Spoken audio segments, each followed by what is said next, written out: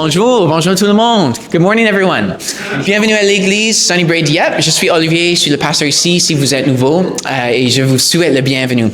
Welcome this morning to Sunnybray Dieppe. I'm Oliver, the pastor, and I want to welcome you this morning.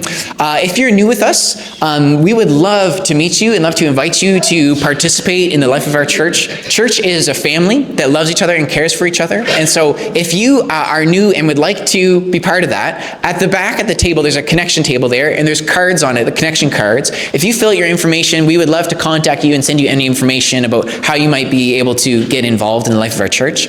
Alors, l'Église, vraiment, c'est une famille qui aime les uns les autres, qui soutient les uns les autres. Alors, si vous êtes nouveau, on vous invite de remplir une carte de connexion à l'arrière, après le service, il y a une carte de connexion, tu peux remplir tes informations et on peut te contacter juste avec ce qui se passe dans la vie de notre Église parce qu'on veut vous inviter de faire partie de l'Église.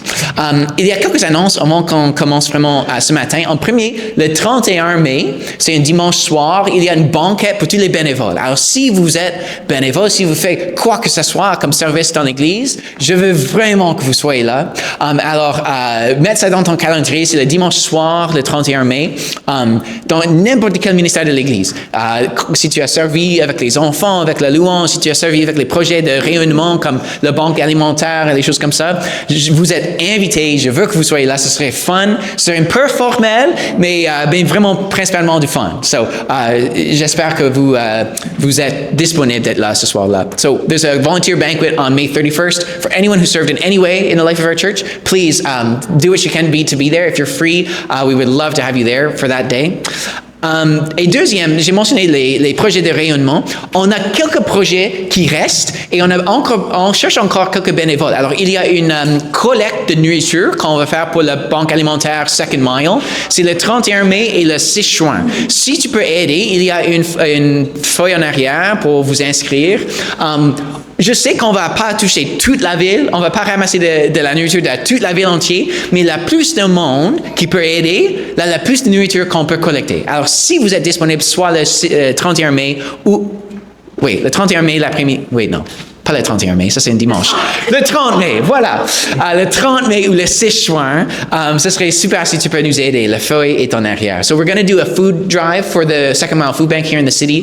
And I know we're not going to collect food from the whole city, but the more people we have, the more food we can collect. And so if you're free either the 30th of May or the 6th of June, there's a sign-up sheet at the back.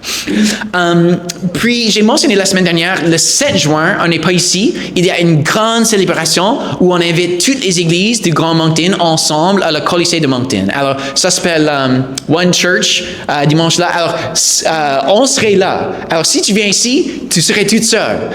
Mais rejoignez-nous à la Colisée de Moncton cette journée-là. Ce serait super, ce serait incroyable, je pense, en tant que service de célébration. So, s'il te plaît, mettez ça dans vos calendriers aussi. So, the 7th of June, there's a big combined service for all the churches of the Moncton region are invited together to celebrate in the Moncton Coliseum the 7th of June. So make sure to be there. Make sure not to come here because you will be alone. Alors, dernièrement, juste une note sur les enfants. Pour le début du service, les enfants vont rester avec vous en tant que famille. On va chanter ensemble dans quelques moments. Mais là, à moitié du service, on a un programme pour les enfants dans l'autre salle. Alors, si tu veux aller avec ton enfant, inscris-les. Et là, ils ont un programme pour eux de l'âge 1 jusqu'à la 5e année. So, on va mentionner ça plus tard quand c'est le moment. So if you have kids with you this morning, we have a program in the other room that starts halfway through the service for ages 1 up to grade 5. And so for the first part, they can stay with you here, worship together with us, and then halfway through we'll mention and they can go over and you can get them all signed up. Alors, ça c'était les annonces, sauf qu'une autre chose que Nadia avait mentionné. Don't go too far. Bon matin tout le monde. Je vais essayer de le dire vraiment rapidement, français, anglais. I'll try to be really quick, French and English. A few weeks ago, quelques semaines dernières, à notre campus de Moncton, at the Moncton campus, we celebrated all our graduates. Et on a tous célébré les gradués de l'université, collège et tout. Mais j'aimerais souligner que notre pasteur, Olivier, pendant les derniers 4 mois, a fait 3 cours au niveau de la maîtrise. Donc, Olivier, avant de faire ses cours, il y avait une maîtrise en théologie. théologie, mais pour devenir ordained, I guess, ordonné dans l'Association des Baptistes d'Atlantique, on devait avoir une maîtrise en divinity. Divinity? So Oliver, in the last 4 months, have done 3 courses in Masters of Divinity so that he could be ordained in our Canadian Baptist ministries. And I think it's really important to celebrate him and also his family. Oliver works full-time, has started this church, has moved his whole family to come here, and has also done 3 courses. So really, congratulations, Olivier, d'avoir ta maîtrise en divinity. Je pense que c'est important. Puis, we're really happy for you and for your family, and we really are blessed to have you with us. Okay? Merci.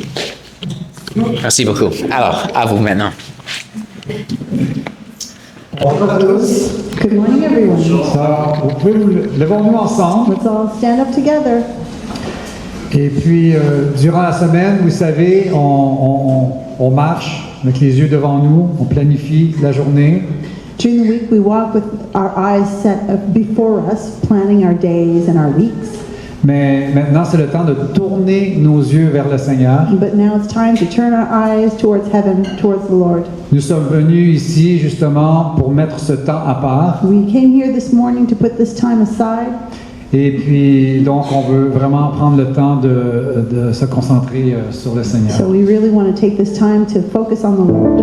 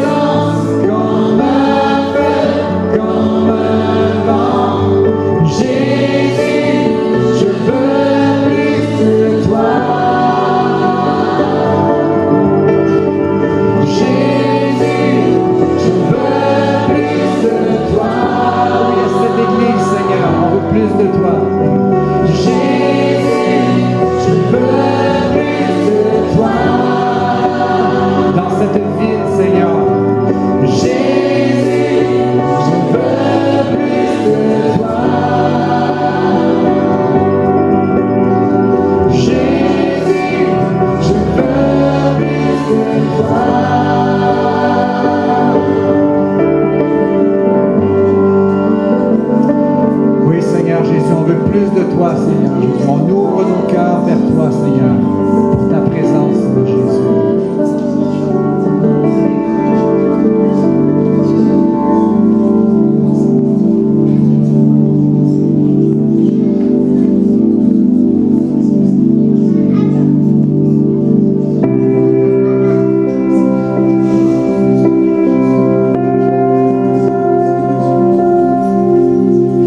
Du sommet des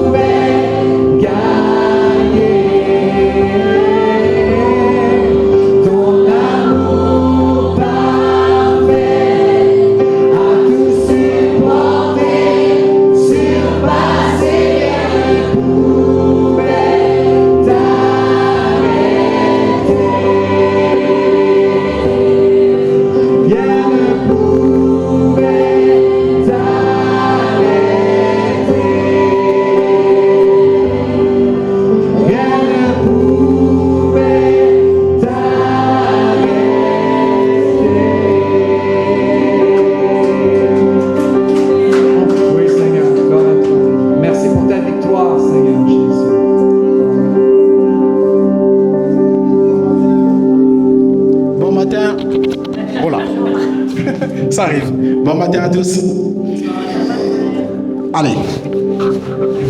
Ce matin, la lecture sera faite dans le livre de Matthieu, chapitre 6, le verset 19 au 22e verset.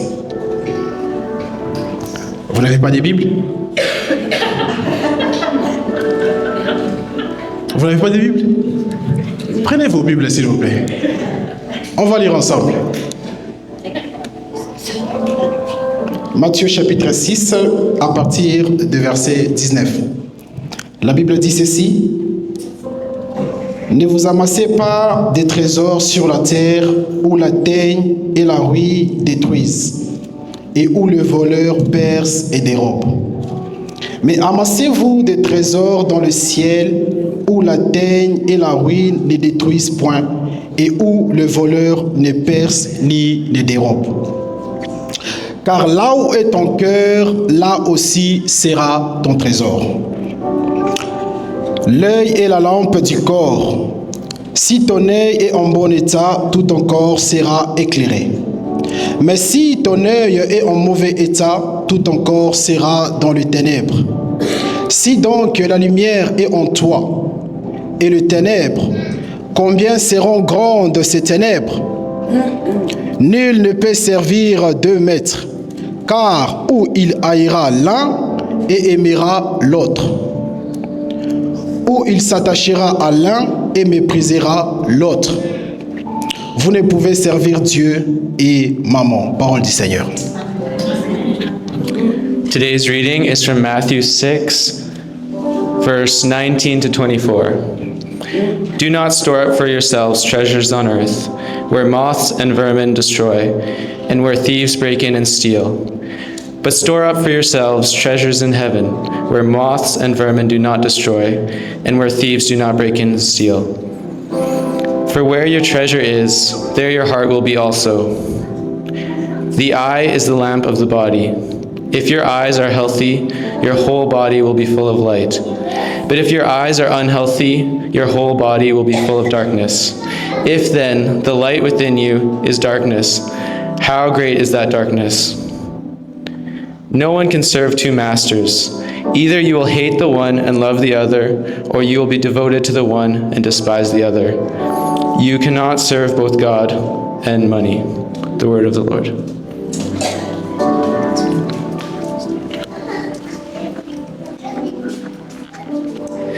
Merci les gars. Vous pouvez vous asseoir. You can have a seat. Et avant que je continue avec la prière, on va maintenant renvoyer les enfants à l'autre salle pour le programme des enfants. So we're going to send the kids to the other room now for the kids program. Si c'est ta première fois avec nous, si vous voulez aller avec votre enfant pour les inscrire, mais s'ils veulent rester avec vous tout au long du service, c'est fine aussi. So, on va prendre un moment de prière maintenant. On va prier pour quelques choses ensemble. Alors, comment ça va marcher? Je vais introduire le sujet. Là, je vais laisser 30 secondes, quelque chose de silence, pour qu'on puisse prier ensemble. Prier dans ta tête. Si tu veux prier à haute voix, juste comme chuchoter comme toi seul, tu peux prier à haute voix si tu veux. Mais je vais juste introduire le sujet, prier tous ensemble, et là, je vais terminer avec une prière à haute voix avec le micro. So, we're going to take a moment to pray now. We're going to pray about a few different topics. I'm going to introduce the topic. then leave 30 seconds or so for us all to pray together, either silently or if you want to pray out loud, you're welcome to. And then I will kind of wrap up that subject in prayer. So, en premier, on va prier ce matin pour notre conseil municipal. Il vient d'avoir une élection ici. Il y a une nouvelle conseil, beaucoup de nouvelles personnes sur le conseil. Et on va prier pour eux. On va prier pour la sagesse, qu'ils gouvernent notre ville avec la sagesse, avec la compassion. Alors, prenons un moment maintenant pour prier pour notre conseil municipal et surtout la nouvelle mairesse, Hélène Boudreau. Alors, prions ensemble.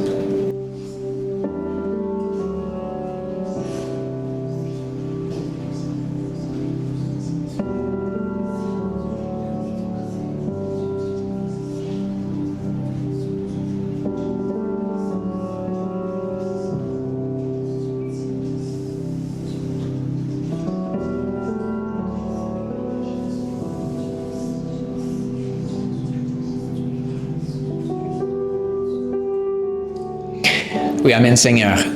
On veut te remercier, Seigneur, pour ce conseil municipal, pour nos leaders gouvernementaux qui se sont portés bénévoles pour servir notre ville, qu'ils font un sacrifice de leur temps, de leur effort, de leur esprit, de leur créativité pour servir la ville. Et on prie, Seigneur, que tu leur donnes de la sagesse pour gérer tous les enjeux de développement économique et développement de logement et le développement environnemental durable. Seigneur, je sais que c'est compliqué, donc donne-leur la sagesse de comment gérer ces choses pour le bien-être de tout le monde. Seigneur, donne-leur aussi de la compassion, de vraiment faire les décisions pour le bien-être des gens de la ville, pour les citoyens, pour les nouveaux arrivants, pour les familles, pour les aînés, pour tout le monde, Seigneur, qu'ils aient de la compassion. Et Seigneur aussi, on prie pour l'unité, qu'il ait une vision unifiée pour la ville, que le conseil soit uni dans une direction ensemble, que cette vision-là, que ça représente les souhaits et les espérances de tout le monde dans la ville, que ça prend en considération tout le monde, qu'on soit unis. Et Seigneur, je prie que vraiment, que tu leur permettes d'accomplir le développement durable, le développement économique, le développement pour le bien-être social en général de notre ville. Alors Seigneur, on prie en particulier pour la mairesse Hélène Boudreau, qu'elle serait remplie de ton sagesse, de ton capacité de lead toutes les autres et qu'elle soit confiante, qu'elle soit animée par ton esprit et vraiment que tu conduis sa volonté, que comme ta parole dit, la volonté même du roi est comme un ruisseau conduit par le Seigneur. Alors, conduis-le, on prie, dans ton nom. Je veux prier maintenant ensemble pour les besoins dans notre Église, pour les gens qui sont malades, les problèmes, quoi que ce soit. Vous connaissez probablement beaucoup plus de ce qui se passe dans les vies des gens que je même connais. Alors, on va prier maintenant pendant quelques secondes pour les besoins des gens qu'on connaît.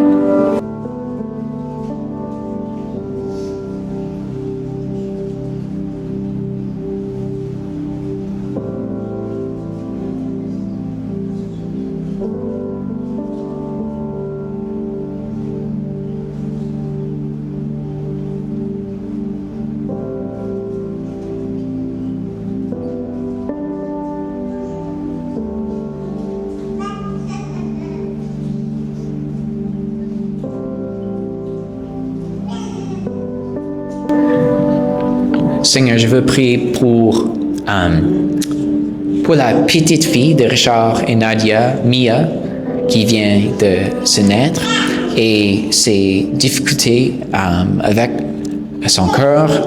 Je ne comprends pas exactement tout ce qui se passe et qu'est-ce qui doit se passer, mais je sais que tu peux le résoudre complètement, que ton esprit peut la toucher dans ce moment même et guérir tous les problèmes. Alors, on prie dans le nom de Jésus que tu touches cette bébé-là et la guéris complètement, qu'il ait plus de problèmes.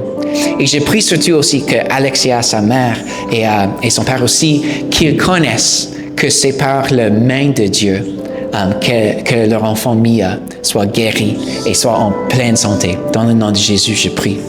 Et Seigneur, je prie aussi pour beaucoup de nos étudiants universitaires qui cherchent encore un emploi cet été ou qui sont en train de décider entre des options différentes. Je prie que tu pourvois les bons emplois, que tu pourvois les espaces pour gagner de l'argent, pour soutenir leurs études et aussi les environnements dans le travail qui mènent à leur épanouissement, qui sont flexibles, qui sont soutenables, toutes ces choses-là, qui leur donnent aussi de l'expérience pour leur CV dans le futur. Alors Seigneur, on prie que tu pourvois pour tous nos étudiants universitaires cet été.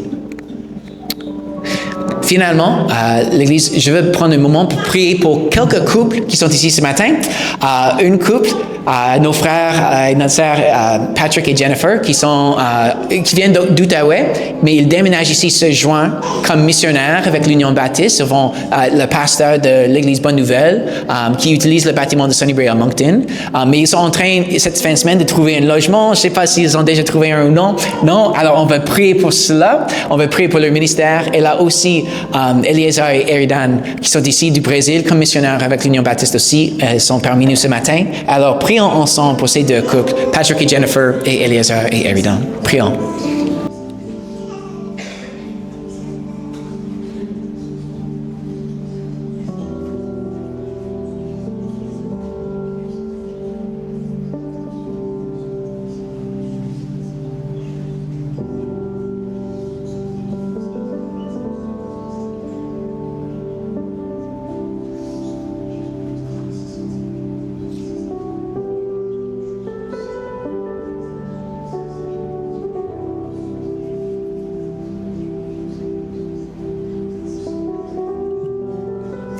Oui, Seigneur, on te remercie pour ces deux couples et leur cœur de sérieux dans ta mission, surtout ta mission parmi les francophones de l'Atlantique. Je te remercie, Seigneur, que tu les envoies ici. Et je prie que tu les bénis énormément. Plus même qu'on peut même imaginer ou demander que tu leur bénis, que tu les bénis, bénis leur famille, bénis leurs enfants, que leurs enfants épanouissent ici, qu'ils aient des amis, des bonnes amis qui sont les bonnes influences, qui se sentent aimés et accueillis dans leurs écoles, dans leur quartier. Et je prie surtout pour Patrick et Jennifer que tu pourvoies un logement parfait où leur famille se sent à l'aise, une oasis pour leur famille.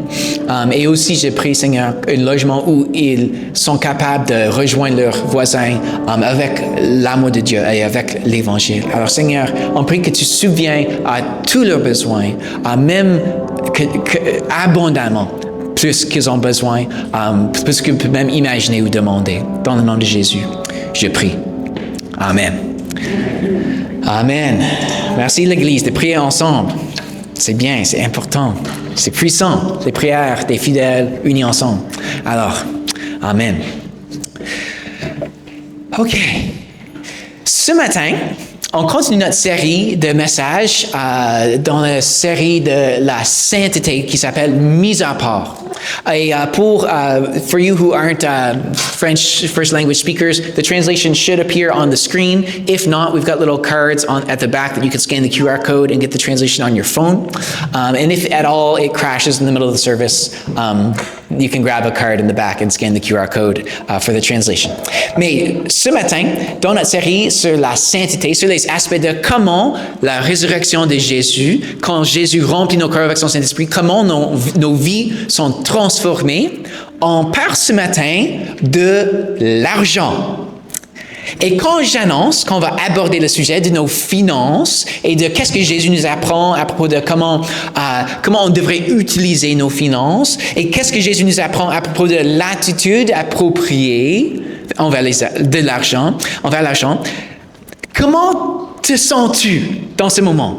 Parce qu'il y a plusieurs tensions avec l'argent et l'Église. Je ne sais pas si vous ressentez ces choses-là, mais sur un côté, on se sent mal à l'aise parfois de discuter de l'argent à l'Église parce que l'Église est parfois hypocrite à propos de l'argent.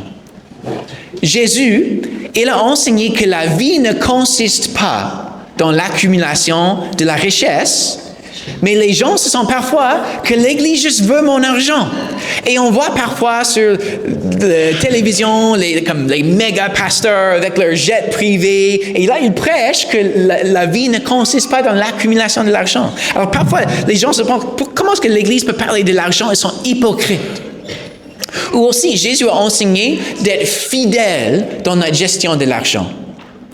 Mais là, il y a tous les scandales fiscaux des églises ou les leaders de l'église qui fraudent de l'argent. Et puis, Jésus a enseigné d'utiliser l'argent pour aider les pauvres, mais souvent, ça a l'air que les églises dépensent beaucoup plus d'argent sur les bâtiments opulents et excessifs de vraiment aider les gens dans leurs besoins. Alors, quand je dis qu'on va aborder le sujet de la sainteté financière, peut-être que tu te sens un peu mal à l'aise ou même frustré que l'Église est parfois hypocrite dans ce domaine-ci. Je comprends. Et on va voir que l'enseignement de Jésus confronte l'Église dans certains aspects ce matin. Et aussi, Jésus confronte notre société, notre culture dans le domaine des finances. Dans notre culture, la richesse, c'est notre identité. Notre emploi, la grandeur de notre maison, le luxe de nos voitures, nos vacances, etc. Jésus confronte cette attitude-là de construire notre identité sur la richesse et aussi de voir les autres à travers la lentille de leur richesse. Jésus confronte cela. Aussi dans notre culture, la cupidité, l'avidité, le greed est un péché accepté ou peut-être même célébré. Comme on pense, c'est mon argent, c'est à moi. Je peux l'utiliser comme je le veux. C'est à moi de garder à moi si je veux. Personne ne peut me dire quoi faire avec mon argent. Je l'ai gagné, donc c'est à moi. Jésus confronte cette attitude-là. L'argent est un outil pour aider les autres. Et en fait, tout ce qu'on a, c'est une bénédiction de Dieu.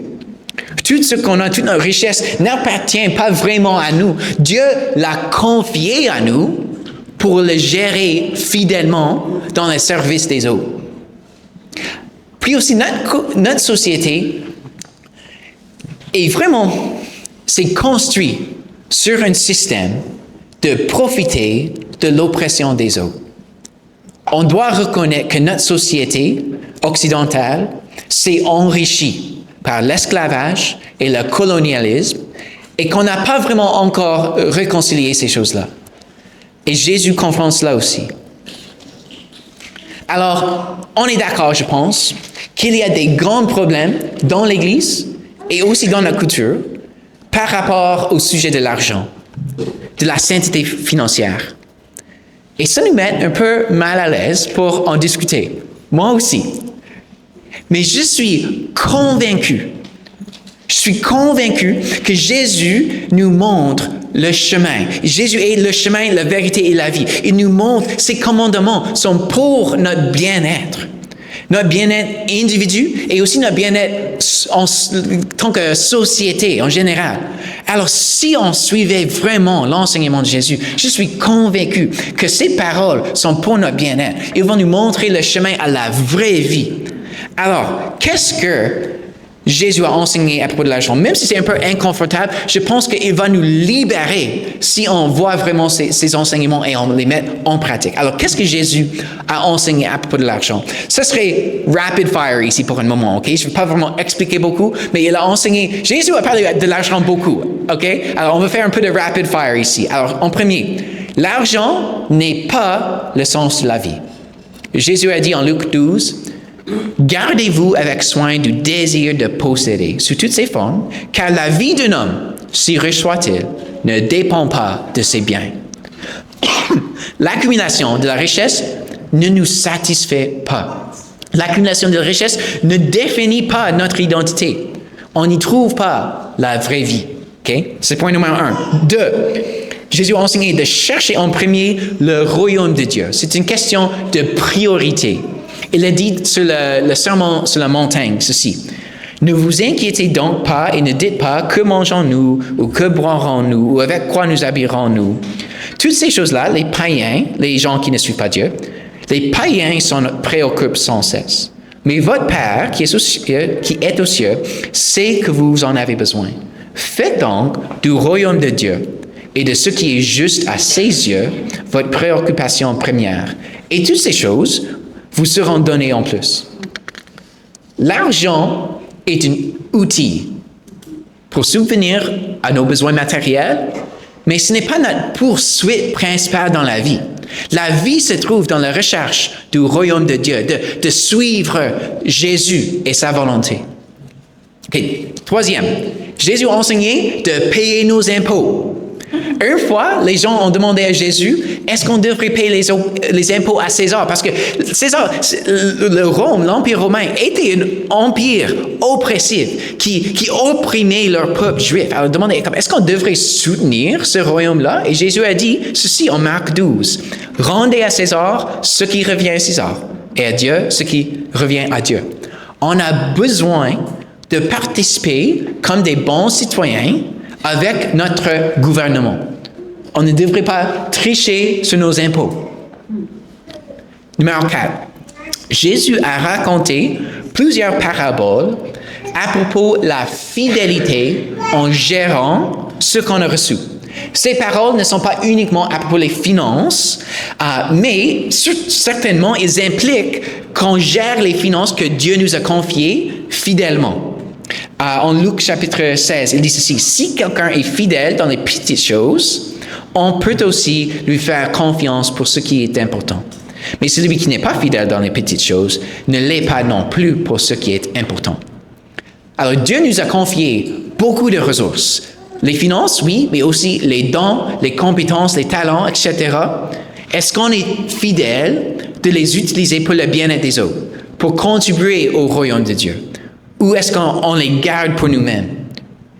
Jésus s'attendait absolument qu'on soit généreux et qu'on donne richesse aux autres.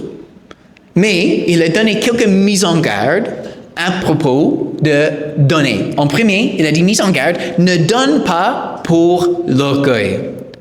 En Matthieu 6, il a dit ceci, gardez-vous d'accomplir devant les hommes pour vous faire remarquer par eux ce que vous faites pour obéir à Dieu. Sinon, vous n'aurez pas de récompense de votre Père céleste. Ainsi, lorsque tu donnes quelque chose aux pauvres, alors il s'attend qu'on donne aux pauvres. Lorsque tu donnes quelque chose aux pauvres, ne les claironne pas partout. Ce sont les hypocrites qui agissent ainsi, dans les synagogues et dans les rues, pour que les gens chantent leurs louanges. Vraiment, je vous l'assure, leur récompense, ils l'ont d'ores et déjà reçue. Alors, mise en garde en premier. Deuxième mise en garde, à propos de donner, Jésus a dit, les dons caritatifs peuvent être une façade pour l'injustice. Il a dit ceci en Matthieu 23. Malheur à vous, spécialistes de la loi et pharisiens hypocrites. Vous vous acquittez de la dîme, c'est de donner un dixième, sur la menthe, l'agneau et le cumin, mais vous laissez de côté ce qu'il y a de plus important dans la loi, c'est-à-dire la justice, la compassion, la fidélité. Voilà ce qu'il fallait pratiquer sans négliger le reste. Alors oui, il a dit de ne négliger pas la dîme, que notre générosité devrait être relative à nos moyens. La dîme, ça fait référence à 10% de l'income. Mais il dit parfois on donne de l'argent juste pour apaiser notre conscience. Mais là, c'est juste un geste extérieur et on continue de faire toutes les autres choses mal et on pense qu'on peut payer pour nos mauvais faits par donner à Dieu. Ça, c'est pas comment ça marche. Finalement, numéro 7, et notre texte principal que Yvon et Daniel ont lu ce matin, c'est vraiment le cœur de l'enjeu. On ne peut pas servir deux maîtres. Soit on sert Dieu ou l'argent. Alors, on l'a déjà lu, mais ça termine comme ceci en verset 24. Vous ne pouvez pas servir en même temps Dieu et l'argent. Dans le fond, ça c'est la question. Ça c'est la question ce matin. C'est une question de priorité, de valeur, d'adoration en fait. Qu'est-ce qu'on aime le plus? Qu'est-ce qu'on cherche le plus? Ça c'est l'adoration. Est-ce que tu sers Dieu ou l'argent? Est-ce que la plus grande priorité dans ta vie, c'est de chercher Dieu ou de chercher l'argent? Ça, c'est avant tout la question que Jésus nous demande. Parce qu'on ne peut pas servir les deux. Ça ne veut pas dire qu'on ne peut pas utiliser l'argent. L'argent est un bon outil pour nous servir, pour servir Dieu. L'argent est un moyen pour accomplir les choses, comme de subvenir aux besoins de notre famille, d'aider les autres, de contribuer à la société, de soutenir les ministères de l'Église. L'argent est un bon outil, ce n'est pas mauvais en soi si on l'utilise pour servir notre vrai maître, le Seigneur. Mais ça devient un problème quand l'argent devient notre maître. L'argent est un bon outil, mais un maître terrible. Quand notre vie est centrée sur l'argent, quand tout ce qu'on fait, c'est pour gagner plus d'argent, pour garder notre argent, pour protéger notre argent, toutes nos décisions, tout notre horaire, ça priorise l'argent avant notre famille, avant notre santé, avant notre dévotion à Dieu. Quand notre identité et notre sens de succès est déterminé par l'argent, alors c'est notre maître. Et notre maître nous opprime. L'argent est un maître oppressif, pas comme Jésus qui est gentil, qui est humble, qui est gracieux. L'argent comme maître est un tyran. L'argent comme maître ne nous donne jamais du repos. Ça nous écrase, ça nous pousse à gagner plus, d'accumuler plus. Il n'y a jamais assez. Quand notre sécurité est dans l'argent, on est toujours anxieux qu'on va perdre ce qu'on a. Quand notre identité, c'est dans la richesse, on est soit orgueilleux quand on voit les gens en dessous de nous, ou on est toujours inquiet, toujours insécure parce qu'il y a toujours quelqu'un qui a plus que nous. Alors, quand l'argent est notre maître, on compare aux autres et notre identité n'est jamais sécure. Quand l'argent est notre maître, on serait malhonnête. Éventuellement, si l'argent est notre maître, si c'est le plus important, on va tricher sur nos impôts, on va sacrifier notre valeur d'honnêteté, notre parole. Pourquoi? Pour économiser un peu. On va faire les affaires sous la table. On va couper les coins, on va faire les économies dans notre entreprise avec les résultats désastreux pour quelqu'un d'autre, juste pour économiser un peu. Quand l'argent est notre maître, ça nous mène à opprimer les autres. On va profiter de l'oppression des autres, soit les gens qu'on connaît, comme les ouvriers dans notre entreprise, ou les gens qu'on ne connaît pas, outre-mer. On profite de la système de l'oppression. Tu sais, dans l'Ancien Testament, dans la loi, Dieu s'occupait beaucoup de comment son peuple traitait les ouvriers. En Deutéronomie 24, il dit ceci: « Tu n'exploiteras pas l'ouvrier journalier qui est humble, d'humble condition ou pauvre, qu'il s'agisse d'un Israélite ou d'un immigré habitant chez toi dans ton pays. » Le cœur de Dieu, c'est pour la justice. Le cœur de Dieu, il se tient aux côtés des pauvres et des opprimés. Mais quand l'argent est notre maître, on est tenté d'opprimer les ouvriers, de profiter pour nous-mêmes de la système colonialiste, exploitatif du monde. Et si Dieu est aux côtés des opprimés et des pauvres, on devrait se mettre en garde de ne pas s'opposer à Dieu. L'argent est un bon outil, mais un maître terrible. Quand l'argent est notre maître, on va garder tout pour nous-mêmes. On ne serait pas généreux. Comme Jésus m'a enseigné, parfois les gens donnent, mais seulement pour apaiser leur conscience, et non pas vraiment d'un cœur de générosité. Check out ce verset dans une des lettres de Paul en Éphésiens 4. Que le voleur cesse de dérober, qu'il se donne plutôt de la peine et travaille honnêtement de ses mains. Pourquoi? Pour accumuler de plus en plus pour lui-même? Non. Pour qu'il ait de quoi donner à ceux qui sont dans le besoin. La motivation pour travailler fort, pour travailler honnêtement, c'est de gagner assez pour subvenir à ses propres besoins et puis d'être capable d'aider les autres dans leurs besoins. Ça, c'est notre motivation. On ne veut pas être dépendant sur les autres. On veut, si on est capable de travailler et gagner assez pour subvenir à nos propres besoins et nos familles, et qu'on ait de quoi à donner aux autres. Ça, c'est une partie de ce message qui me confronte ce matin. C'est comme, quand j'imagine, oh, si je pourrais faire ça, je pourrais gagner un peu plus d'argent. Ou si je pourrais faire ça, si je commence cette side hustle, je pourrais gagner un peu plus. Et je me demandais, qu'est-ce que j'imagine je vais faire avec cet argent? Je suis comme, oh, je pourrais acheter ci, je pourrais acheter de nouveaux vêtements, je pourrais aller comme sur une vacance, quelque chose. Mais est-ce que je me demande, est-ce que je pourrais commencer une side hustle pour avoir plus de donner aux autres? Je serai honnête, c'est pas vraiment ma première pensée. Mais je dis à Dieu, je veux le vouloir. Je veux vouloir cette motivation dans mon cœur. Et je sais que Dieu, cette idée de je veux vouloir la volonté de Dieu, Dieu dit, I can work with that. Dieu dit, je peux utiliser cela, le vouloir de vouloir. Tu sais? Alors ça, c'est la motivation pour gagner de l'argent. C'est qu'on ait assez pour nous-mêmes et puis qu'on peut subvenir aux besoins des autres.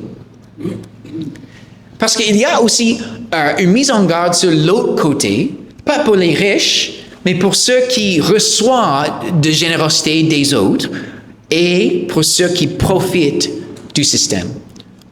En 2 Thessaloniciens, chapitre 3, Paul dit ceci. En effet, lorsque nous étions chez vous, nous vous avons donné cette recommandation, que celui qui refuse de travailler renonce aussi à manger. Or, nous apprenons que certains d'entre vous mènent une vie déréglée. Ils ne travaillent pas et se mêlent des affaires des autres. Nous invitons ces personnes-là à suivre la recommandation suivante. Au nom de Jésus-Christ, travaillez dans la paix et gagnez vous-même votre pain. Constate que Paul ne dit pas si les gens sont incapables de travailler. Ça, c'est pas qu'est-ce qu'il discute. On devrait s'occuper des besoins de ceux qui sont vraiment incapables de travailler. Mais il dit ceux qui refusent de travailler. Si ceux qui sont complètement capables de travailler, mais qui refusent, ils renoncent aussi à manger. Alors, il y a cette mise en garde. On ne devrait pas juste profiter du système. On devrait gagner assez pour nos propres besoins, pour qu'on n'ait pas un fardeau aux autres et qu'on ait quelque chose à donner aux autres dans le besoin. Ça, c'est notre motivation pour travailler. Alors, constate qu'avec cette attitude-là, l'argent est plus notre maître. Ce n'est pas notre but ultime. Notre but ultime, ce n'est pas d'accumuler la richesse pour nous-mêmes, mais d'honorer Dieu par notre travail honnête, par notre fidélité envers notre famille et par notre générosité envers les autres. Alors, l'argent est une maître terrible, mais il est un bon outil si on voit l'argent comme un moyen et pas la fin, pas le but ultime. L'argent est un bon outil. Si Dieu est notre maître, si dans le fond, on veut plaire à Dieu, on veut poursuivre de plus en plus le dessein de Dieu, la volonté de Dieu. Si on aime Dieu avant toute autre chose, là, les autres choses, comme l'argent, se trouvent dans la bonne perspective. Que l'argent est juste un outil. Dans un des messages de cette série, Pasteur Colin à Sunnybury Moncton, il a cité Saint Augustin. Et il est un des pères anciens de l'Église des premiers siècles. Et Augustin, il a expliqué que le péché n'est pas toujours, que ça ne vient pas toujours d'un désir mauvais, mais d'un bon désir dans le mauvais ordre. De vouloir gagner de l'argent n'est pas un mauvais désir en soi, si c'est dans le bon ordre. Si d'abord et avant tout, notre désir, c'est l'amour pour Dieu, de lui honorer, puis le désir de gagner de l'argent, c'est une expression secondaire de notre désir pour Dieu, là, c'est excellent. C'est bon de désirer l'argent pour subvenir aux besoins de notre famille et pour être généreux envers l'Église et l'œuvre de Dieu et les pauvres. L'argent est un bon outil.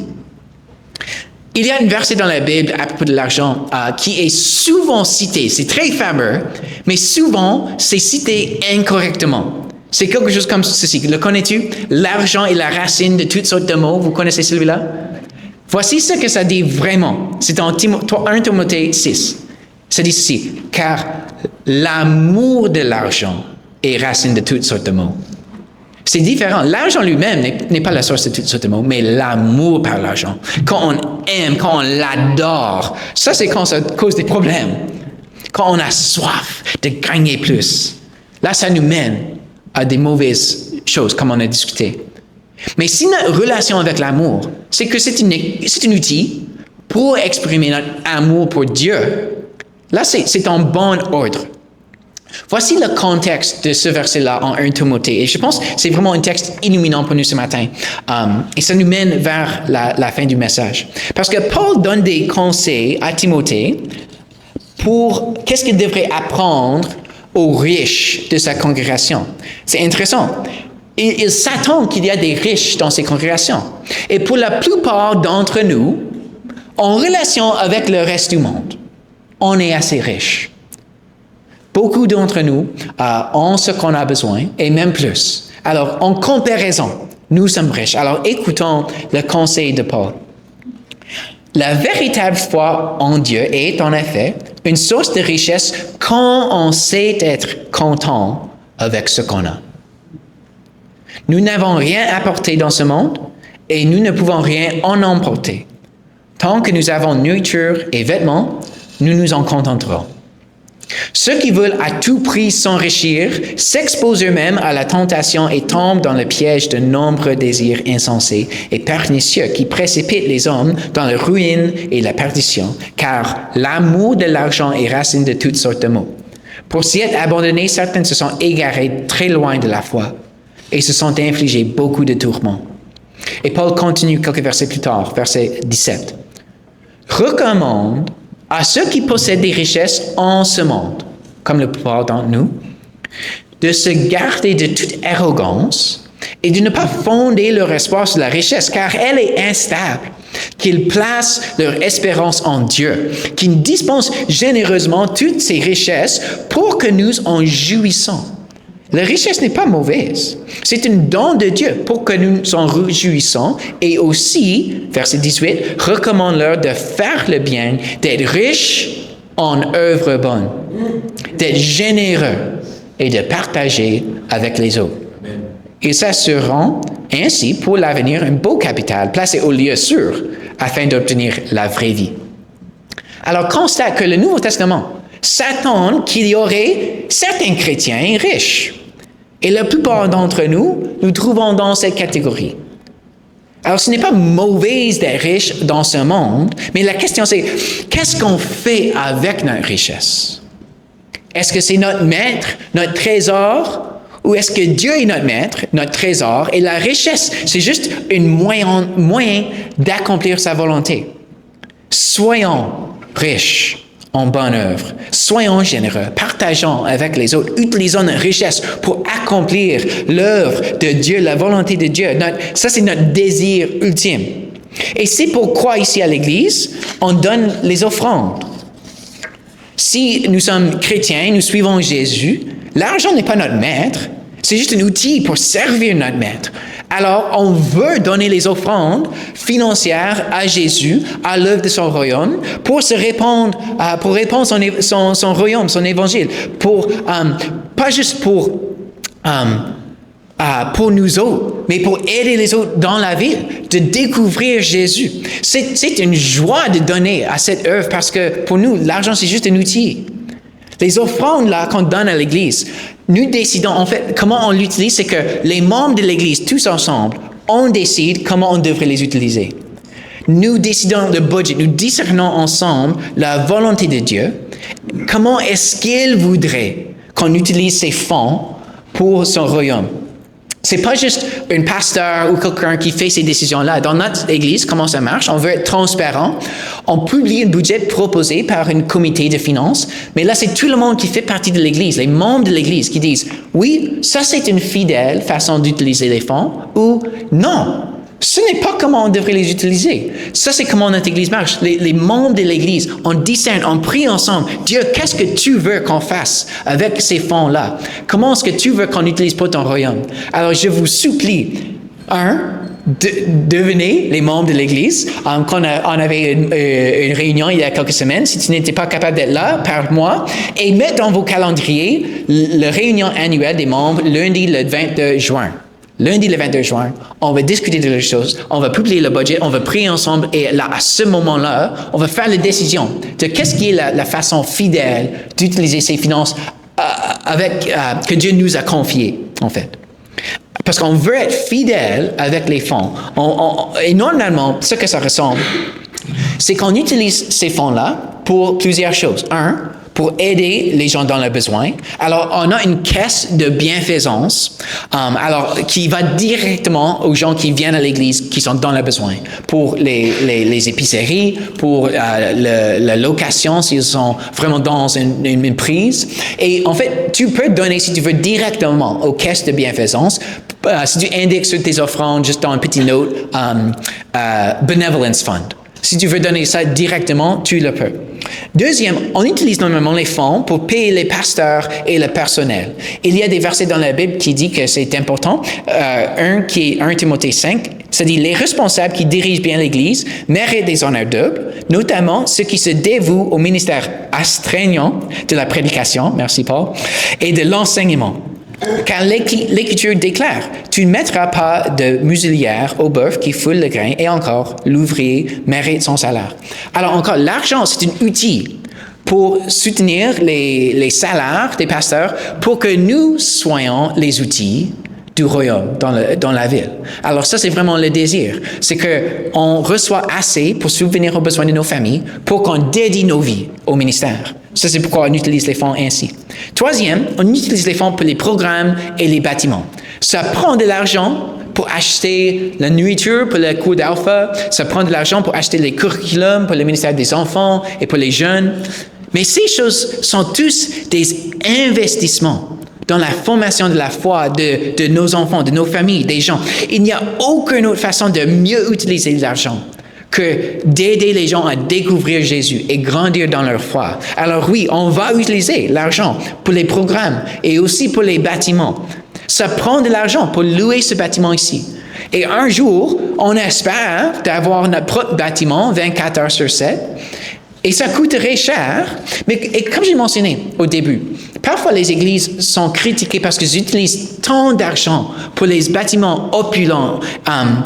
Mais on doit se demander, est-ce que les fonds qu'on utilise pour nos bâtiments, ici pour la location et à Sunnybury Moncton, pour tout l'entretien et tout ça, est-ce que le bâtiment, c'est juste pour maintenir un bel édifice ou est-ce que le bâtiment même est un outil pour la mission?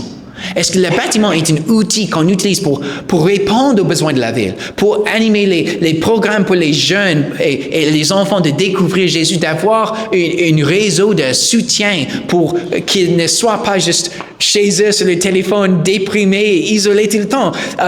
Quand j'ai demandé aux gens dans l'élection municipale, « Hey, quels sont les besoins de la ville? Quelles sont les choses que les gens ont besoin? » Ils ont dit, les jeunes à Dieppe ont besoin des programmes. Mais la personne avec qui je pensais, il n'était pas élu, malheureusement, mais elle a dit, « Hey, mais ce serait difficile si vous n'avez pas de bâtiment. Ce serait bien si vous avez un bâtiment, tu pourrais faire beaucoup mieux. » J'étais comme, « OK, mais on va parler un jour, probablement. » Mais malheureusement, il n'était pas élu. But anyway, est-ce que le bâtiment est un outil? Est-ce que c'est utilisé? Je suis très content de vous rapporter que le bâtiment de Moncton, c'est utilisé presque chaque jour de la semaine pour les programmes, pour les familles, pour le Conversation Café, pour aider les nouveaux arrivants à apprendre l'anglais. On veut aussi commencer le Conversation Café pour les gens d'apprendre le français ici à Dieppe. Alors, on doit se demander, est-ce que les façons qu'on utilise nos finances en tant qu'Église, est-ce que c'est fidèle à Dieu? Est-ce que ça soutient vraiment la mission de Dieu? Est-ce qu'on est fidèle de comment on gère l'argent? Alors pour moi, quand je considère donner à l'Église, c'est un sacrifice, bien sûr. J'aimerais bien utiliser ces fonds-là pour moi-même. Ce serait nice. Mais plus que simplement un sacrifice, c'est aussi une joie. C'est aussi passionnant d'imaginer qu'est-ce qu'on pourrait faire ensemble pour la mission de Dieu si on met notre argent ensemble. Parce que pour moi, et j'espère que pour vous aussi, l'argent est juste un outil pour servir Dieu. C'est un outil pour accomplir la volonté de Dieu, mon vrai maître, mon vrai trésor, mon vrai désir. Alors imagine comment notre argent ensemble pourrait être un outil pour aider les gens de la ville à découvrir l'amour de Dieu, comment la paix et l'espoir et la joie que Jésus nous a donné, qu'on pourrait le donner aux autres. Imagine comment les vies des familles et des enfants pourraient être transformées par Jésus. Je veux donner à cette mission-là. Alors, c'est un sacrifice, oui, mais c'est aussi une joie. Alors, pour terminer ce matin, je veux nous appeler à prendre une action concrète pour mettre l'argent à sa bonne place. Je vais vous inviter à réfléchir sur est-ce que l'argent pour toi est un outil ou est-ce que ça domine sur toi comme un maître? Est-ce que ça t'opprime? Est-ce que ça dirige tes décisions et tes priorités? Et comment est-ce que tu puisses te libérer de l'oppression de ce maître-là et de venir en dessous de la maîtrise de Jésus? Parce qu'il est un bon maître. Il dit, mon fardeau est léger. Il nous conduit dans les chemins de la vie. Alors, je veux vous inviter à prendre de l'action concrète ce matin, de dire à l'argent, tu as essayé pendant des années de me maîtriser, de gérer ma vie, mais non plus. Dieu est mon désir ultime. Dieu est mon identité. L'argent, tu n'es plus mon maître, tu es mon serviteur. Je vais faire avec toi ce que je veux, ou en fait, ce que Dieu veut. Alors, je vous invite, si tu veux briser le contrôle de l'argent sur ta vie, donne-le, lâche-le. Pour les gens de notre Église, je vous invite, dans un moment, on n'a pas discuté de l'offrande au début du service parce que je voulais le discuter maintenant.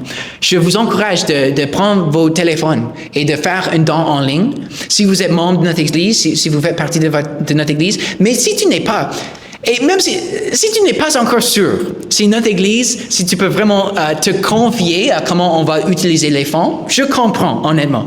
Mais je t'invite alors de donner à ton organisation caritative préférée. Et si tu n'en connais aucun, donne au Second Mile Food Bank ce matin. Mais donne quelque part. Lâche l'argent. Donne pas ce matin juste pour être vu des autres. Comme je ne saurais pas qu'est-ce que vous donnez. Je ne reçois pas les traces de qui donne quoi ou whatever. C'est pas pour moi. C'est pas pour personne d'autre. C'est pas pour la comparaison. C'est juste de demander à Dieu qu'est-ce que tu veux que je donne. Qu'est-ce qui est dans mes moyens. Qu'est-ce qui est relatif à mes moyens. Parce que je veux faire une contribution à le royaume de Dieu, à qu'est-ce que Dieu fait dans le monde. D'exprimer à Dieu notre désir de chercher son royaume avant tout. Et si ce matin, tu es vraiment dans une situation financière où tu as besoin de l'aide financière, si tu dis, je ne pourrais donner rien à ce moment-ci, en fait, j'ai besoin de l'aide. Dans un moment, quand on fait ça tous ensemble, sors aussi ton cellulaire, va à notre site web, spchurches.com, et remplis le formulaire Contact Us. Et dans ce formulaire, tu peux faire comme les questions ou les suggestions et juste indique, hey, j'ai besoin de l'aide dans ce domaine. Et ça serait notre joie. On serait ravis que Dieu utilise notre Église et nos finances pour subvenir à tes besoins. Alors, ça c'est qu'est-ce qu'on va faire dans un moment. L'équipe de louange, vous pouvez vous monter et vous préparer. Ça, c'est ce qu'on va faire dans un moment. Parce qu'en premier, on va célébrer la Sainte Seine. C'est après que j'ai terminé d'écrire ce message. Je me suis demandé, OK, c'est un message très pratique, mais c'est principalement fais ceci, ne fais pas ceci. Et je me demandais, c'est où l'Évangile? Où est-ce que je peux insérer la bonne nouvelle de ce que Jésus a fait pour nous et pas juste ce qu'on devrait faire en réponse pour lui? Et voici une des raisons que j'adore qu'on célèbre la communion à chaque semaine. C'est que même si je n'arrive pas à expliquer bien l'Évangile dans mon message, la Sainte Seine le fait chaque semaine. Ça nécessite qu'on explique l'Évangile chaque semaine. On ne vient pas à la table du Seigneur grâce à notre générosité. On n'est pas invité à la table, invité à la table de grâce par notre sainteté financière. On ne peut pas acheter la grâce de Dieu. Par nos dons, par nos enfants, par nos bonnes œuvres. Non, ce n'est pas comment ça marche. J'ai dit il y a une minute que je vous donnerai un moment pour faire un don, mais pas avant qu'on vienne à la table, parce que loin de moi d'impliquer, par l'ordre des choses ce matin, que tu peux acheter la grâce de Dieu ou qu'on mérite la Sainte Seine par nos offrandes. Non, non, non. On est généreux seulement en réponse à la générosité infinie de Dieu. On fait un sacrifice de nos richesses. Oui, peut-être même 10% qui semble comme beaucoup. Mais Jésus a donné 100%. On fait un sacrifice d'une partie de notre vie, mais Jésus a donné sa vie sur la croix pour nous. On le fait en réponse à Jésus qui s'est donné complètement pour nous. Le pain et le vin de la Sainte Seine, ça nous rappelle le corps brisé et le sang versé de Jésus, qu'il a payé notre dette avec sa vie. Il a payé un prix infini qu'on ne pourrait jamais rembourser avec nos dons, nos offrandes. Jamais. Ce n'est pas ce qu'on est en train de faire. Dans un moment, on va recevoir gratuitement le symbole de la grâce de Dieu dans la Sainte Seine. Et puis, seulement après cela, je vous invite d'ouvrir vos téléphones et pour faire un don à l'Église ou à une autre organisation et de faire ce don-là de l'abondance de joie et de l'abondance de reconnaissance pour tout ce que Dieu nous a donné. Alors, on va célébrer la Sainte Seine. Il y aura 3 stations ici en avant. Au milieu, il y aura le pain sans gluten, si tu l'as besoin. Et tout le vin, en fait, c'est sans alcool. Alors, si tu crois en Jésus ce matin, si tu t'es soumis à lui comme maître, viens recevoir le symbole de la grâce. Si tu n'es pas encore sûr, si tu es prêt à te soumettre à Jésus ce matin comme maître, je vous encourage, prends ce moment juste pour réfléchir, pour prier à Dieu, pour réfléchir sur le symbole, pour chanter avec l'équipe de louanges. Mais si vous êtes prêt de dire oui, je veux suivre Jésus, je veux qu'il soit mon maître, qu'il est ma priorité ultime dans la vie. Là, tu es invité à la table. Tout le monde qui confesse Jésus est invité à la table. Alors, on va recevoir la Sainte Seine. Puis après, je vous encourage de répondre en donnant une offrande selon ce que Dieu met dans ton cœur et que tu peux faire avec la joie. Et puis, on va continuer de chanter avec l'équipe de louanges. Alors, prions. Jésus, je te remercie pour le pain et le vin qui nous rappellent ton corps et ton sang que tu as donné pour nous. Jésus, que nos cœurs soient remplis de reconnaissance, de joie, que nous soyons émerveillés par ton sacrifice, par ce que tu es offert pour nous, et que nos dons, notre sainteté financière soient juste une petite réponse de reconnaissance à toi. Et que ce soit une joie de dire, cet outil, l'argent, la meilleure chose que je pourrais faire avec, c'est d'aider les autres à découvrir Jésus. Alors Seigneur, que ce soit une joie pour nous en tant que l'Église, de soutenir les ministères de l'Église. Et je prie aussi pour ceux dans le besoin, que tu souviens à tous leurs besoins, à travers le travail, à travers notre Église et notre générosité, que les gens expérimentent ton amour à travers la générosité de ton Église. Et Seigneur, je prie que notre ville, qu'il voit ta bonté à travers comment on sert la ville en tant qu'Église. Alors maintenant, dans ce moment, je prie, Seigneur, que tu remplis nos cœurs avec de reconnaissance pour ta grâce, pour ton sacrifice, et que nos cœurs répondent avec l'adoration. Dans ton nom, Jésus, je prie. Amen.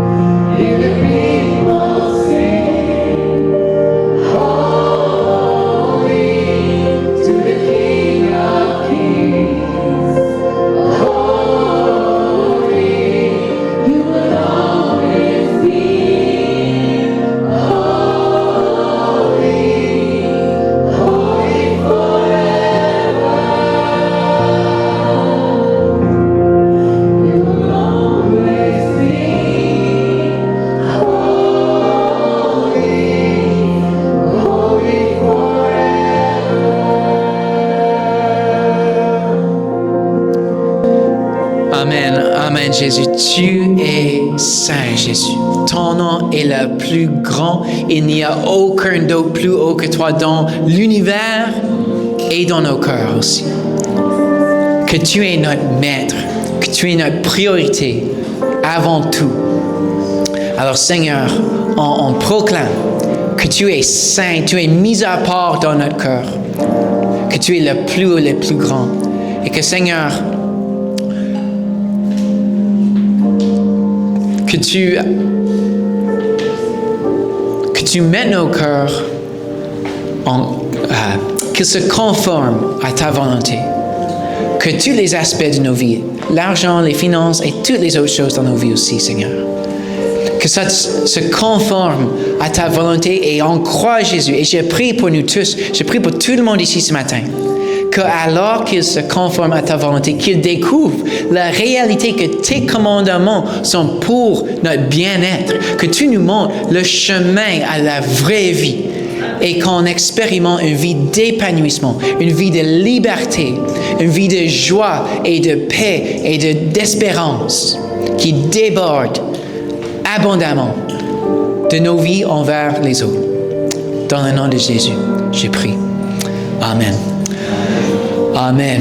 Merci d'être là ce matin. Je vous encourage, prends un café, restez pour une minute, parlez ensemble. Si vous êtes nouveau, je vous encourage, allez à la table en arrière après le service. Donne-nous vos informations pour qu'on peut vous donner les informations des événements qui s'en viennent, des façons de s'impliquer, de s'intégrer dans la vie de l'Église, dans la famille de l'Église. Alors, on veut vous inviter, vous accueillir, de faire partie de notre famille ici, à Sunny Brae Dieppe. Et je vous encourage aussi de regarder les derniers quelques événements de notre projet rayonnant ce printemps. Il y a une collecte de nourriture, il y a des activités au parc, il y a quelques autres choses ce printemps qu'on va faire pour rejoindre la ville avec l'amour de Jésus. Alors, s'il te plaît, regarde ces options-là et inscrivez-vous à quelque chose. Alors, passe une excellente semaine dans le nom de Jésus. Amen.